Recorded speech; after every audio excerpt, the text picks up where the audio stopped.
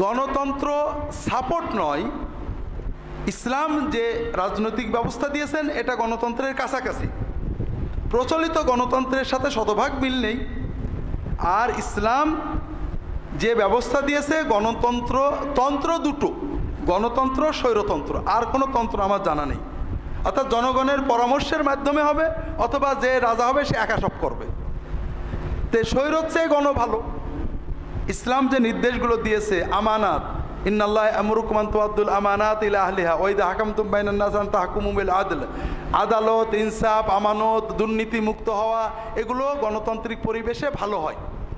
কাজে ইসলাম স্বৈরতন্ত্রের বিরোধী, মূলত গণতান্ত্রিক ব্যবস্থা দিয়েছে, তবে পাশ্চাত্য গণতন্ত্রের সাথে কিছু মিল অমিল আছে।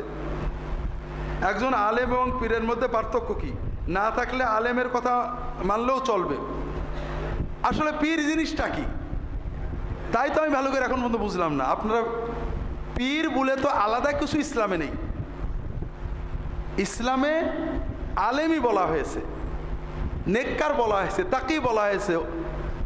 এই জন্য নেককার আলেমদের সোহবতে যাওয়াটা হলো মূল কাজ। তার পীর নাম হইতে হবে এটা তো কথা না।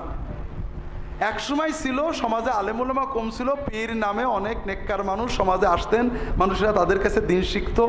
তারাও কখনোই বলেননি যে পীর নামের কারো কাছে যাইতে হবে। প্রথম কথা হলো পীরের কাছে যাওয়া, পীরের মুরিদ হওয়া, এগুলো কোনোটাই দিন না। দিন হলো নেককার আলেমদের, নেককার মানুষদের সহবতে যাওয়া।